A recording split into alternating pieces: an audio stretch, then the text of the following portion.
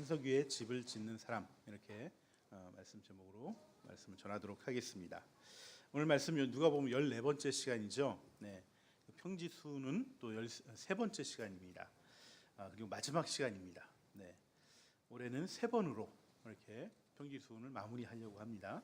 뭐 길게 하면 또 한두 절씩 하면은 뭐 10번도 할 수 있는 분량이긴 하지만 또 우리가 크게 또 볼 필요도 있기 때문에 큰 단락으로 나눠서 3번에 걸쳐서 이렇게 나누게 됐습니다. 잠깐 우리 복습을 하면은 첫 번째 시간에는 우리 뭘 얘기했었죠? 사복과 사화를 얘기했었죠. 사복과 사화. 지난 시간에는 원수를 사랑하라는 말씀을 같이 살펴봤습니다. 이 두 가지 말씀 다 공통점은 제자들에게 하신 말씀이다라는 것이죠. 세상과는 다른 복과 다른 화를 주신다고 말씀하십니다.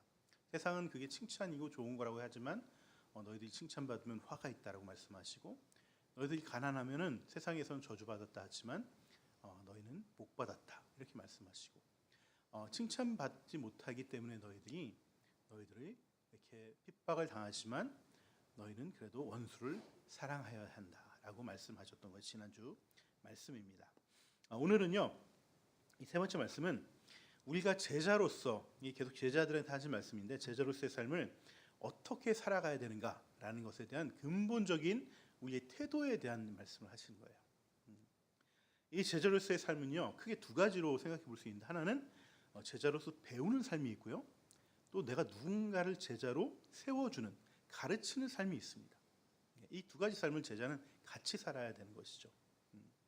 우리는 예수님의 제자로서 가르침을 받고 따라야 하지만 또 누군가를 가르쳐서 제자를 삼아야 될, 주님의 명령에 따라서 삼아야 될 위치에 서게 되는데, 우리가 어떻게 제자가 되고 어떻게 제자를 또 세울 것인가 하는 그 삶의 태도에 대해서 말씀을 하신 것입니다. 그래서 오늘 말씀을 보시면은 이 삶의 태도에 대해서 예수님이 크게 5가지의 비유와 설명으로 말씀을 하셨어요. 이 5가지의 말씀을 사실 얼핏 들으면은 뭐 서로 각기 다른 주제의 말씀 아닌가? 이게 무슨 연관이 있는가라는 생각이 들죠. 하지만 사실 이 5가지 말씀은 한 가지 주제에 대한 말씀을 주신 것입니다. 즉 우리가 어떠한 삶의 태도를 가지고 제자의 삶을 살아갈 것인가에 대한 그 큰 원칙과 방향성에 대해서 말씀하고 계신 것이죠. 첫 번째로 주님께서 하신 말씀은 남을 비판하지 말라, 이 말씀을 주셨어요. 그 두 번째 이어서 주신 말씀이 눈먼 사람이 눈먼 사람을 인도할 수 없다, 이 말씀을 주셨습니다. 남을 지적하고 잘못된 점을 지적하고 또 가르치는 것이 스승 같아 보이지만 결국 맹인이 맹인을 인도할 때가 많다는 것이죠. 이어서 세 번째는 남의 눈에 티를 보지 말고 내 눈에 들보를 깨달으라고 말씀하십니다. 남의 눈에 티는 보면서 정작 자기 눈에 박힌 들보를 보지 못하니까 이 사람이 다른 사람이 아니라 바로 이 사람이 눈먼 사람이다. 그 눈먼 사람이 다른 사람을 가르치려고 꼬집고 지적하고 한다는 것이 말이 안 된다, 이 말씀을 하신 것입니다. 네 번째는 열매를 보라고 말씀하십니다. 이렇게 자기를 보지 못하고 남의 티나 보면서 지적하고 가르치려고 하는 사람들은 본질적으로 그 안에 악이 있기 때문에 그래요. 악이 있기 때문에. 그래서 이 안에 악이 가득 차기 때문에 말이 그 말이 나오는 거예요. 그 말이 나오는 거예요. 결국 이런 사람들은 결국 말로 신앙생활을 하려는 사람이다라는 것이죠. 그래서 말로는 주여 주여 하면서 선한 행위가 나오지 않는 그런 사람들이라는 것이죠. 그리고 이렇게 악이 가득 차게 된 이유는 바로 자기 삶의 기초를 반석이신 예수님과 말씀과 주님의 몸된 공동체에 기초하고 있지 않아서 그렇게 된 것이다, 이렇게 말씀을 하시는 것입니다. 결국 사람이 예수님과 이 말씀이라는 이 반석 위에 삶의 기초를 쌓아가지 않으면 자신의 내면이 영글어가지 못한다는 거예요. 그리고 서로 탐만하다가 그 모든 화살을 자기가 다시 받는 것입니다. 그리고 험한 파도가 미쳐오면은 또 주저앉고 무너지게 되는 그런 상황이 벌어지게 된다는 것이죠. 그래서 어떻게 해야 된다고요? 남을 비판하지 말아야 된다고요? 그 아니죠. 자기도 보이지 않으면서 남을 인도하지 말라고요? 라는 말이 아닙니다. 남의 눈에 티를 보지 말라는 것도 아닙니다. 좋은 열매를 맺어야 한다는 것도 아닙니다. 또 행함이 있는 신앙이 있어야 한다는 것도 아닙니다. 물론 이 말이 다 틀린 말은 아니지만 오늘 말씀의 핵심에서 벗어나 있고요, 진짜 중요한 것은 내 삶의 기초가 어디냐, 그걸 말씀하시는 거예요. 그리고 내가 어디에 내가 내 삶의 기초를 세워가고 하려고 하는가? 이 말씀을 주신 것입니다. 이것을 확실하게 하지 않으면은 우리는 예수님의 제자가 됐고 또 누군가 예수님의 제자를 가르치고 세운다고 하면서 정작 나는 내 스스로의 제자가 되고 다른 사람을 내 제자로 만들려는 그러한 우를 범하게 된다는 것입니다. 이 초점을 놓치지 말고 본문을 보시면서 이 말씀이 뭘 말하는지를 알아야지 그냥 이 말씀을 그 구절구절로 받아들이면 이거는 그냥 율법적인 말씀이 되고 말아요. 이렇게 해야 된다. 이렇게 해야 된다. 기독교는 율법으로 자신을 다스리는 종교가 아닙니다. 우리의 근원을 돌아보게 하는 것이 기독교의 핵심이죠. 그 근원과 기초가 잘 세워져 있으면 삶의 열매, 제자로서의 열매는 자연스럽게 맺혀지게 된다는 것이에요. 올해 우리에게 주신 말씀이 뭡니까? 우리 오른쪽으로 한번 돌려볼까요? 나는 함께 읽겠습니다. 나는 포도나무요 너희는 가지라. 그가 내 안에 내가 그 안에 거하면 사람이 열매를 많이 맺나니 나를 떠나서는 너희가 아무것도 할 수 없음이라. 네. 오늘 말씀은 결국 요한복음 5장 15절 말씀을 다른 각도에서 제자들에게 하신 말씀이라 이렇게 받아들이시면 됩니다. 내용상 본질상 같은 주제의 이야기인 것이죠. 사실 이 말씀이 되게 서로 다른 듯한 다른 얘기를 하는 것들이 연결되어 있어서 정교하게 연결되어 있어서 막 이렇게 구분해서 얘기하기가 사실 쉽진 않습니다. 그래서 이 전체 주제를 확실하게 인식을 하시고 이 말씀을 같이 나누면 좋겠습니다. 주님 먼저 남을 비판하지 말라고 말씀하십니다. 세번역 성경의 정확한 워딩으로는 남을 심판하지 말고 또 남을 정죄하지 말라 이렇게 말씀하시죠.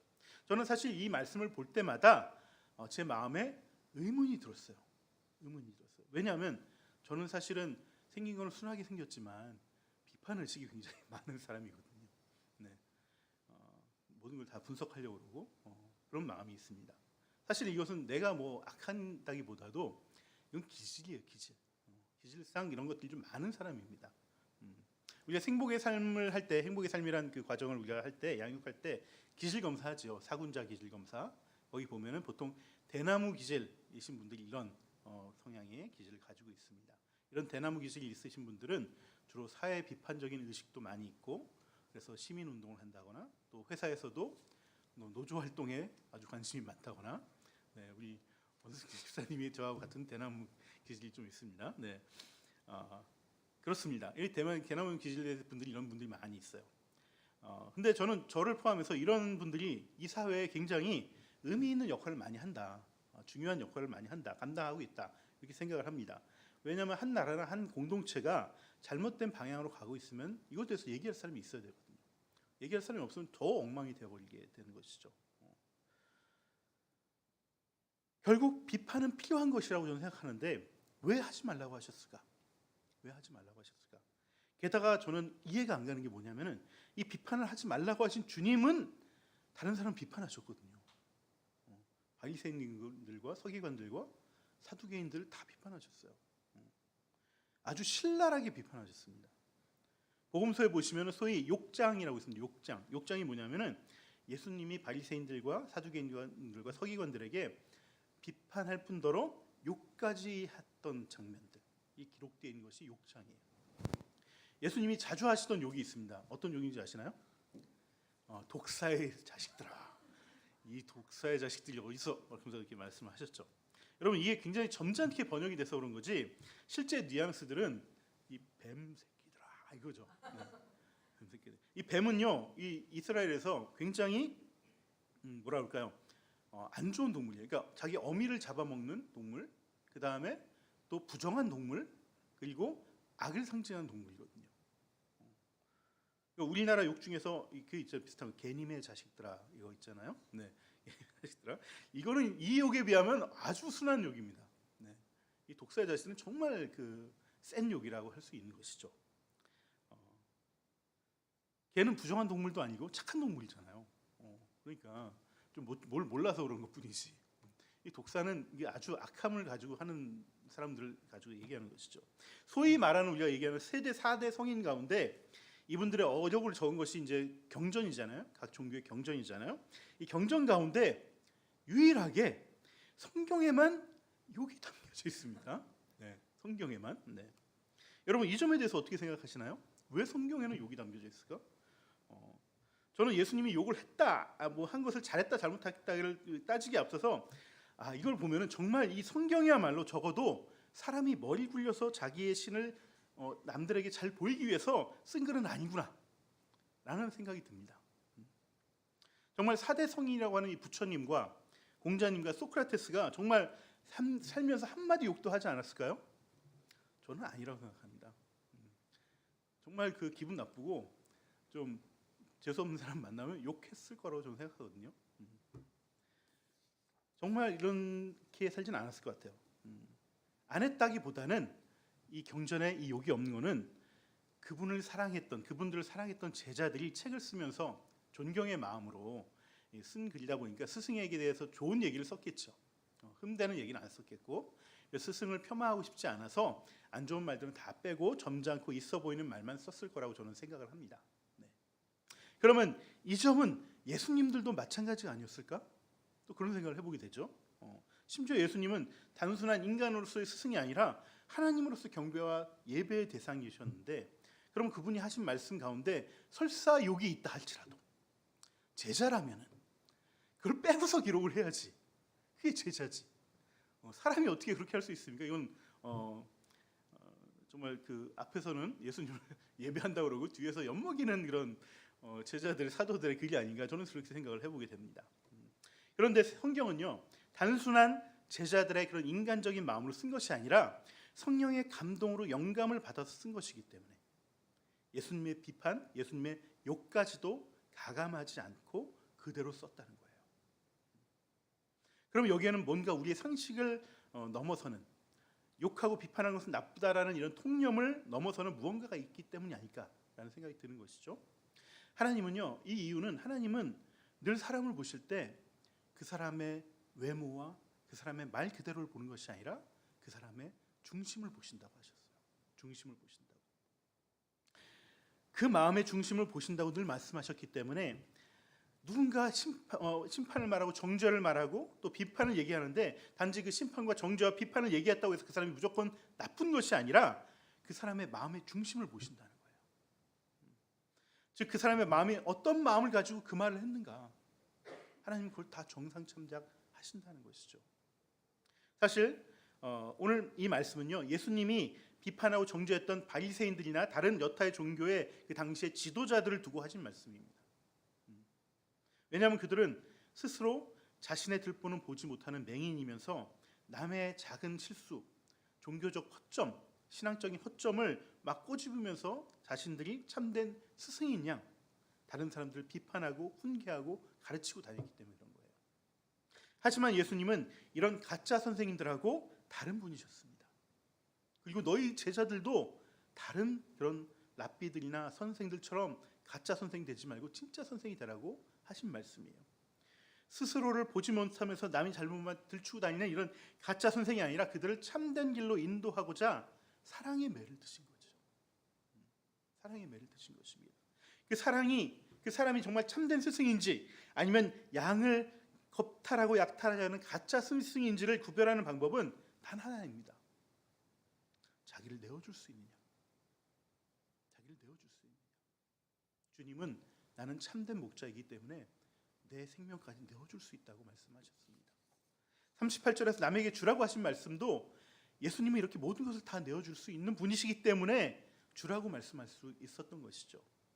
예수님은 공생이 3년 동안 당시 종교 지도자들 사실 신랄하게 비판하셨지만 결국 십자가 앞에서 자신의 모든 피와 물을 다 쏟으시면서 자기 모든 걸 다 주면서 그들을 다 용서하셨던 분이에요. 우리는 비판 없이 살아갈 수는 없습니다. 서로를 위해서 또 보다 나은 우리를 위해서 비판도 할 때는 해야 될 것이죠.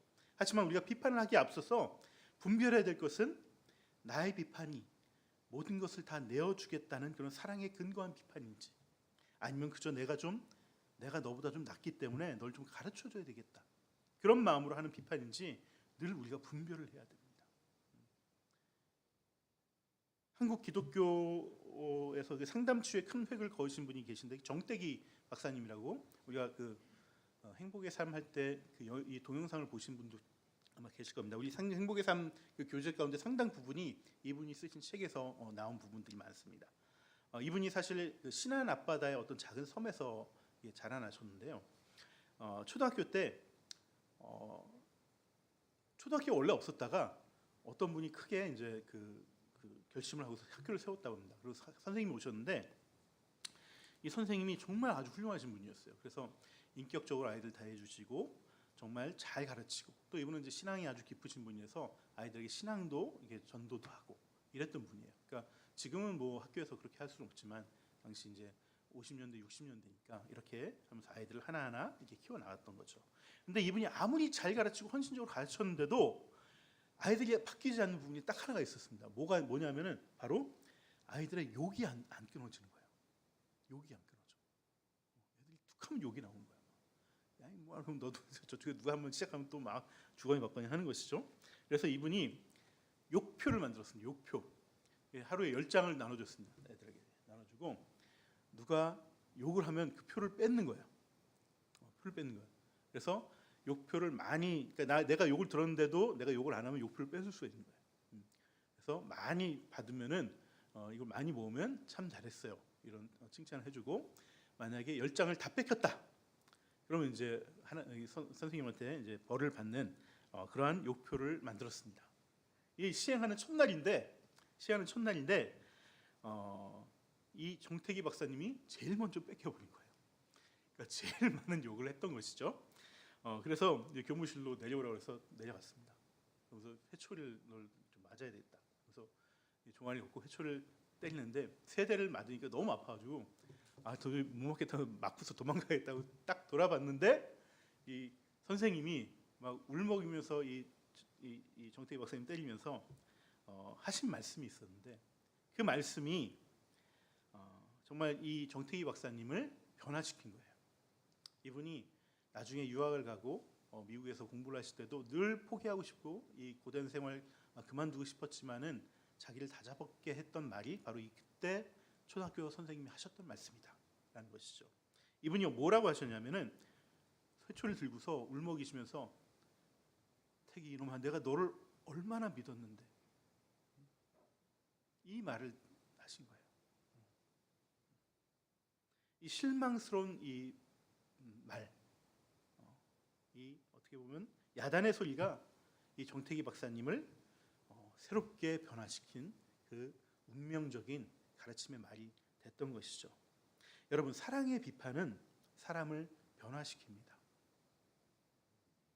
하지만 한낱 몇 마디 가르치기 위한 잔소리라면은 그 비판의 잔소리는 안 하는 이만 못한 결과가 나옵니다. 그래서 내가 누군가에게 비판의 말을 꺼내기에 앞서서 먼저 내 안에 그 사람을 향한 진정한 사랑이 있는지를 내가 늘 살펴봐야 돼요. 이것은 또한 비판과 권면의 차이기도 합니다. 여러분, 교회에서 절대로 해서는 안 되는 것이 바로 비판이라면은 교회에서 반드시 해야 할 것이 바로 권면과 권징이에요. 우리가 교회의 3대 표제라고 얘기하는 것이 뭐냐면 바로 말씀 선포와 성례전과 권면입니다. 이 3가지가 없으면 그건 교회가 참다운 교회가 아니에요. 말씀이 없는 교회 상상할 수 있습니까? 이런 성례전이 없는 교회 상상할 수 있습니까?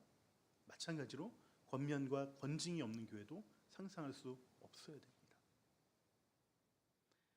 그러나 이것이 비판이 되면 안 되고 사랑으로 하는 권면과 권징이어야 되는 것이죠. 비판으로 누군가 인생을 세울 수도 없고 제자를 삼을 수도 없고 가정도 세울 수 없고 교회도 세울 수 없습니다.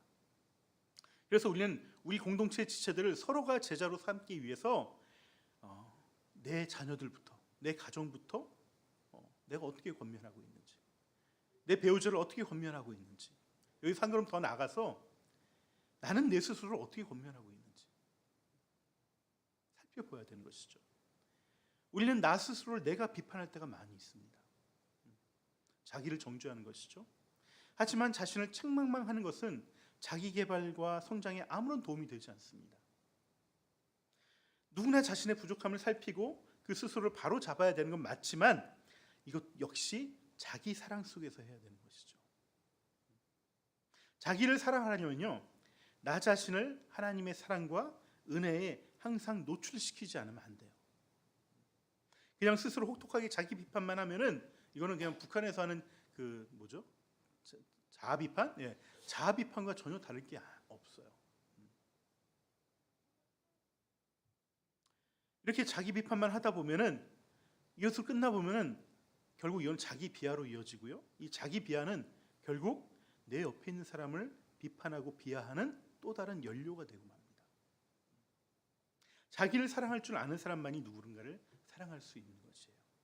하지만 우리는 자기를 건강하게 사랑할 능력이 많이 결여되어 있습니다. 그렇기 때문에 반드시 하나님의 사랑 안에서만 우리가 자기 사랑을 확인해야 돼요. 하지만 대부분의 현대인들은 자기를 사랑하고 하면은 자기를 그냥 이기적으로 사랑하고 물질적으로만 사랑하려고 해요. 자신만을 아끼고 자기에게 보상해주고 자기 쾌락과 자기 만족을 하면서 이것을 자기 사랑이라고 오해할 때가 많이 있다는 것이죠. 때로는 홀로 자기를 챙기는 것도 필요하지만 이것을 통해서 내가 휴식은 취할 수 있어도 내 사랑을 확인할 수는 없어요. 이런 것은 자기 사랑이 아닙니다. 그냥 자기 소비일 뿐이에요. 그냥 열심히 벌어서 자기를 위해 자기를 위로해야 된다고 자기에게 쓰는 것, 이것은 사랑이 아니라 자기 인생의 소비일 뿐인 것이죠. 자기 사랑은 오직 말씀과 그 말씀의 육체화된 모습인 공동체 안에서만 온전히 이루어질 수 있는 것입니다. 나를 사랑하시는 하나님 말씀을 듣고 묵상하고 그 음성을 통해서 내가 사랑받고 있다는 것을 깨달을 때 진정 자기 사랑이 채워지는 것이고요.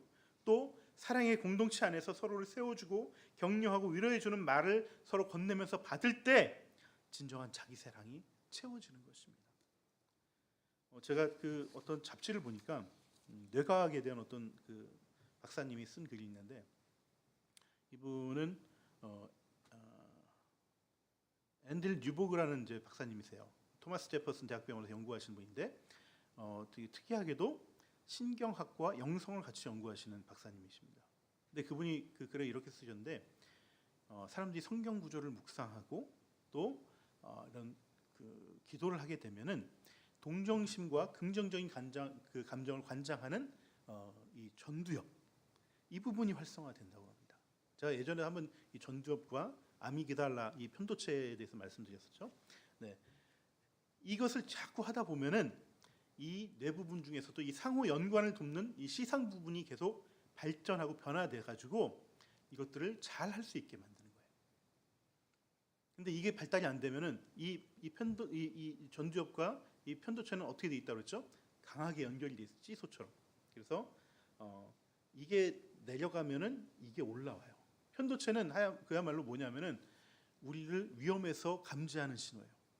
누군가 나에게 뭔가 비판을 했다, 누군가 나에게 뭔가 안 좋은 일을 했다, 화가 나고 그걸 관장하는 것이 편도체예요.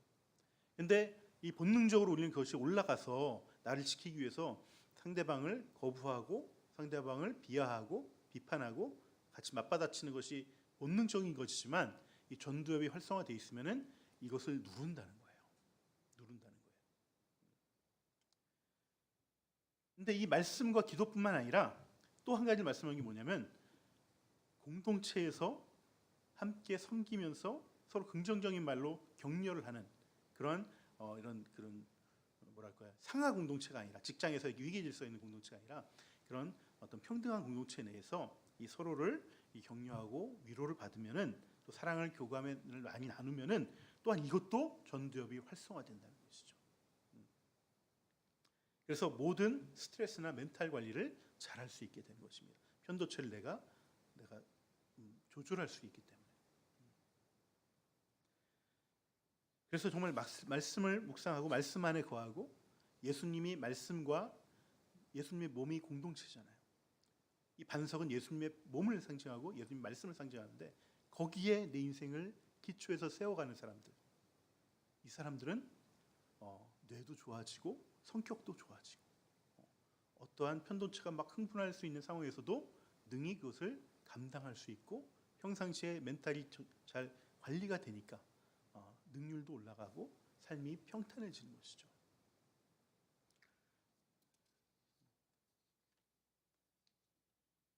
이것이 바로 주님께서 하고자 하는 말씀이에요. 비판하지 말라고 우리가 비판할 수 없는 것이 아닙니다. 우리가 말씀에 주님 안에 그 반석 위에 우리가 기초하지 않으면은 우리는 이 일들을 할 수가 없는 것이죠. 그래서 우리 오늘 말씀을 다시 거꾸로 한번 올라가면서 한번 읽어보면 좋겠습니다. 예수님이 반석 위에 집의 기초를 세우라고 말씀하셨는데 우리의 인생을 이것은 집에 비유한 것이고요. 반석은 말씀이신 예수님과 예수님이 몸된 공동체를 상징하는 것이죠. 그래서 우리가 이 몸된 공동체 안에서 또 이 말씀 안에서 우리가 내 삶을 세워가고자 할 때 비로소 나의 인생이 제자로서의 삶으로서 또한 내 개인적인 삶으로도 풍성하고 안정되고 또 평탄하고 평안한 그 복을 누리며 살아갈 수 있게 된다는 것입니다. 이렇게 말씀과 공동체의 사랑에 나를 노출시키고 자기 사랑을 확인하면서 우리가 또 비판할 것을 비판할 때 비판 안 하면 살 수 없잖아요. 그 비판도 상대방도 잘 받아들일 수 있는 비판을 하게 되는 것이고 서로 건전하게 발전해 나가는 것이죠. 이렇게 된다면 그 마음속에 악이 가득 찰 리가 없습니다. 그래서 오늘 본문 43절처럼 그 사람의 열매는 당연히 좋은 열매만 맺는 거예요. 좋은 열매만. 그 사람의 열매는 이 열매가 얘기하는 건 뭐냐면 말을 얘기하는 것입니다. 말. 그 사람의 언어의 열매를 얘기하는 거예요. 이렇게 되면 어떻게 되겠습니까? 당연히 남의 눈에 있는 티를 잡아내서 그 티를 빼주겠다고 굳이 빼주겠다고 그 얘기도 잘 하지 않을 뿐더러 한 달치라도 내 들보를 빼내고 하는 것이기 때문에 그것은 진정한 상대방을 위한 또 코치나 또 조언이 될 수 있기 때문에 또 서로 다 잘 받아들일 수 있는 그러한 비판이 될 수 있는 것이죠. 여러분 눈먼 사람이 눈먼 사람을 인도하면 실제로 어떻게 될까요? 오늘 본문은 구덩이에 빠진다고 이렇게 나오는데 사실 실제로는 제가 보기엔 구덩이에 빠지지는 않을 것 같아요. 뭐 예전에는 모르겠지만 요즘은 그 우리 시각장애인들이 다 이게 지팡이들을 다 짚고 다니기 때문에 이분들 촉이 굉장히 발달되어 있거든요. 그래서 웬만하면 구덩이에 잘 안 빠집니다. 네. 근데 제가 언젠가 길을 가다가 두 분이 막 싸우는 걸 봤어요. 근데 봤더니 두 분이 다 시각장애인이신 거예요. 이분들 왜 싸우나 이렇게 지나가서 봤는데 어디 가기로 했는데 이 길이 맞다고 서로 이제 주장하는 거죠. 일로 가야 된다, 절로 가야 된다. 이 길 확인도 서로 안 되는 것 같은데 이 길이 맞다고 이제 주장하시는 거죠. 이 맹인의 말씀 역시 비유의 말씀입니다. 남의 눈에 티는 잘 보면서 자기 안에 들보는 깨닫지 못하는 사람들. 맹인에 비유한 것이죠. 그래서 자기 눈에 들보가 껴있는 사람들은 끼리 만나면 싸울 수밖에 없어요. 싸울 수밖에 없어요. 내가 맞다고 주장하기 때문에. 가정이든 공동체든 그 안에 싸움이 일어나고 다툼이 일어나면 10중 8구 자기 안에 들보를 보지 못했을 때가 너무나 많습니다. 여러분 보는 것보다 깨닫는 것이 훨씬 어렵습니다. 보는 것은 노력하지 않아도 보이죠. 남의 눈에 티는 내가 보지 않으려고 해도 보입니다. 하지만 내 눈에 들보는요. 들보가 뭔지 알죠? 들보가 이제 그 집이 이렇게 있으면은 기둥이 있고 기둥 사이를 이렇게 가로는 길게 가로는 건 이제 그 뭐라고 그러죠? 따로 얘기하는데 이게 들보입니다. 들보. 이거 엄청 큰 거잖아요. 엄청 큰 거. 근데 그 들보가 내 눈에 있으면 보이지 않는다고요. 그 큰 들보가 보이지도 않을 뿐더러 내 안에 뭔가 있는 것 같은데라고 생각을 할지라도 그걸 인정하기가 싫어요. 인정하기 싫어요. 여러분 다른 게 깨닫는 게 아니고요. 그걸 인정하는 게 깨닫는 겁니다. 인정하지 않으면 깨닫지 못해요. 내가 다른 사람의 말에 귀를 기울여야 될 이유가 거기 있는 것이죠. 근데 이걸 내가 인정하는 게 정말 어렵거든요. 자기를 부인하지 않으면 안 되기 때문에 이거 인정하는 거 정말 쉽지 않습니다. 자기 부인하는 거 좋아하는 사람이 이 세상에 어디 있겠습니까? 다 자기 잘난 맛에 사는 건데. 이 보이지 않는 자기 눈 속의 들보를 깨달으려면 말씀에서 이 독사의 자식들아, 이 주님의 욕이 나에게 하신 말씀이구나 라고 받아야 되는 거예요. 이게 바로 말씀의 반석 위에 내 인생의 기초를 놓는 작업이에요. 그런데 이 바위에 기초를 놓는 것이 편하지 않습니다. 그냥 땅에 기초를 놓는 것이 훨씬 편하죠. 바위에 기초를 놓는 것은 훨씬 어렵습니다.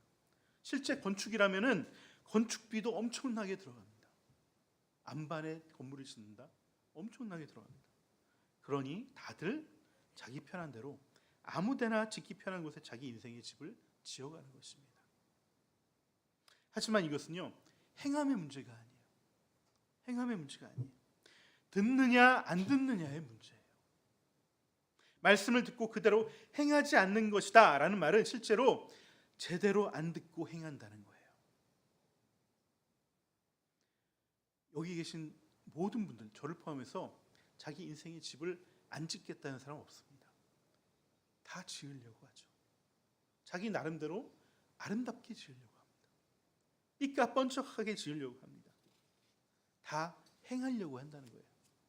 하지만 결정적인 차이는 주님의 말씀을 듣고 주님이란 반석 위에 내가 집을 짓느냐, 아니면 내가 보기에 좋은 땅에 내가 편한 방식으로 땅에 그 집을 짓느냐, 즉 듣고 들은 대로 그대로 짓느냐, 아니면 듣고 그대로 안 짓느냐의 차이점이에요. 설계대로 지어야 되는데. 말씀의 결론을 맺겠습니다. 하나님은요, 그 사람의 인생을 평가할 때 어떤 재료로 집을 짓고 어떤 디자인과 설계로 집을 지었는지 하나도 중요하게 생각하지 않습니다. 몇 칸짜리 집이고 몇 평짜리 집인지 아무것도 따지지 않습니다. 우리는 다 번듯한 집을 짓고 보기에 아름다운 집을 짓고 싶어 하지만 하나님은 그런 거 절대 중요하게 여기지 않으십니다. 하나님은 오직 그 사람이 어디다 집을 짓는지를 보시는 거예요. 아무리 작고 누추하고 초가집 같은 집이라도 그 집이 주님이란 반석 위에 지어져 있다면 오케이, 너가 참으로 아름다운 집을 졌구나.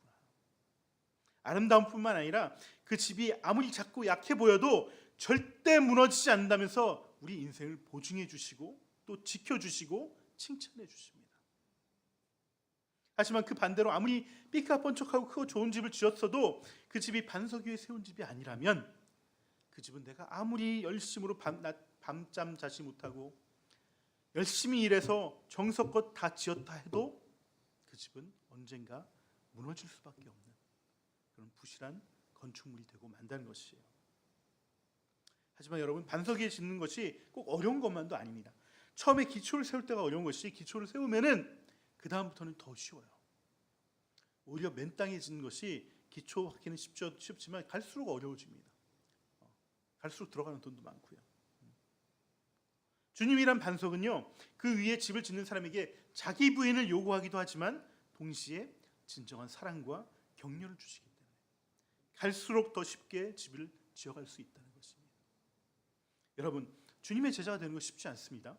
하지만 기초가, 제자로서의 기초가 다져지면 제자만큼 자유롭고 담대하고 또 동시에 사랑이 넘쳐서 그 어떠한 어려움도, 용서도, 원수 사랑도, 자기 내어줌도 넉넉하게 차고 넘치게 해줄 수 있는 인생이 된다는 것. 여러분, 이걸 꼭 믿음으로 붙잡고 그 제자의 길을 가려고 결단하시기 바랍니다. 저와 여러분이 그런 제자의 삶을 살아가길